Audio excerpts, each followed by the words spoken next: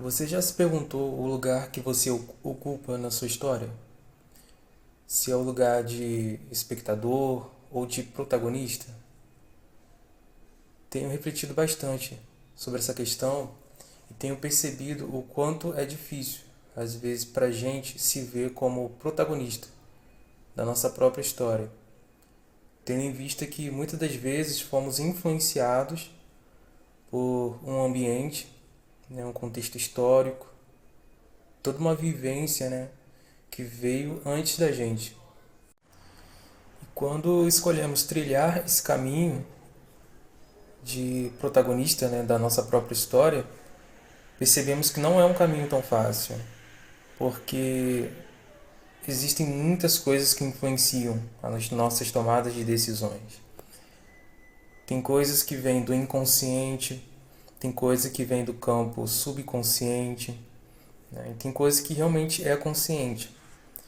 Então, quando você começa a estudar a sua própria história, entender, buscando entender como que a história da humanidade foi influenciada, né? Foram influenciadas, a gente percebe que não foi uma coisa linear, né? Foi uma coisa complexa, né? Várias intervenções, né? Sem querer entrar por enquanto no campo da espiritualidade, né? Ou da religião, mas a gente percebe que são muitos canais, né?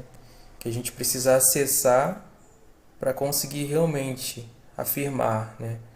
Eu sou isso ou aquilo, eu sou o protagonista da minha história, né? Buscar também compreender as minhas emoções, né? Como eu lido com aquilo que eu sinto, né? Aquilo que eu digo gostar, que eu digo não gostar, né? Buscar entender a origem do porquê, né? Por que eu tenho as preferências que tenho, né? Será que é uma influência só minha, do ambiente? Será que tem uma influência do externo? Será que vem uma Será que vem de uma linhagem também? Quando eu me deparei com essas questões, eu percebi que havia alguns caminhos que eram considerados mais fáceis, né? Outros seriam mais difíceis, né? Mais longo também, mais demorado.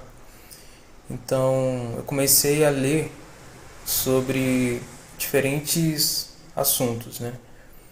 Tanto no campo científico, no campo religioso. Então a gente começa a ver que realmente as coisas não são tão lineares, né? Como a gente tende a crer, né? Acreditar. Então, quando eu comecei a me conscientizar que eu precisava cuidar da minha alimentação, porque isso influencia também as minhas capacidades cognitivas, como que o meu corpo vai responder, né, a produções de hormônios, né? Então eu comecei a ver que havia um caminho mais prático, digamos assim, da gente se sentir melhor com a gente mesmo, com as nossas emoções. Aí quando a gente fala do autocuidado, do autoacolhimento, né? A gente olhar pra gente mesmo, mas sem aquele discurso do egoísmo. Mas eu digo não só esperar que o cuidado venha do outro, né? Não só esperar receber do outro, mas digo tomar essa iniciativa, né, essa atitude de você pegar e fazer por você mesmo. Então aí eu percebi que, peraí, eu posso cuidar da minha alimentação, eu posso fazer minhas pesquisas no campo religioso, no campo espiritual, posso entender as diferentes vertentes, né, das linhas religiosas, né, buscar compreender se existe alguém de fato que está no controle, né, desse mundo, né. Por isso é interessante refletir sobre essas questões, né? Se perguntar, se questionar mesmo, né? Sobre aquilo que aprendemos, né? Sobre as histórias, né? Que nos foram contadas, seja a história do mundo, né? A sua própria história, né? Você analisar, né? O que testifica com você, com a sua essência, né? Então é muito interessante. olhar por essa perspectiva, né?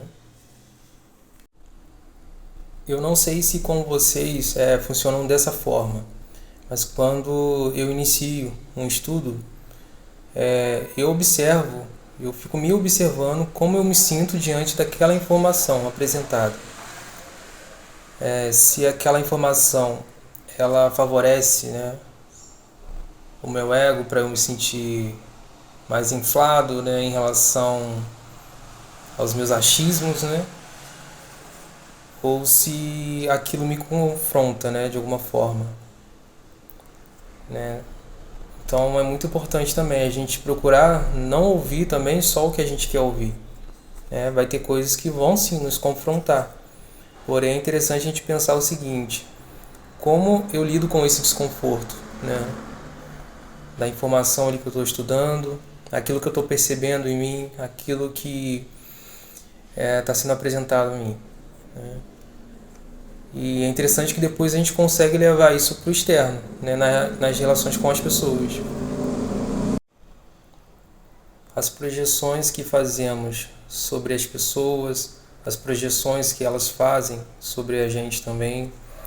Então, tudo isso é influenciado pelo que a gente estuda, o ambiente que a gente convive, informações que a gente recebe, né, de um ambiente já pré-estruturado, né? Então a gente vai formando como que pré-conceitos, né, sobre coisas, né, pessoas. A gente vai tendo uma opinião formada, porém muitas das vezes não refletimos, né, se aquilo que temos como crença, como fé, né, aquilo que eu digo acreditar ser daquela forma, muitas vezes não questionamos se realmente acreditamos que é daquela forma por termos vivenciado, né, aquela experiência. Porque muitas vezes nós compramos, né, essa ideia de algo e de alguém. E diante dessa situação, desses contextos, cabe a gente analisar e observar o que acreditamos ser nosso e o que acreditamos não ser nosso. O que acreditamos ser a gente e o que acreditamos não ser a gente. Não ser parte da nossa essência, né?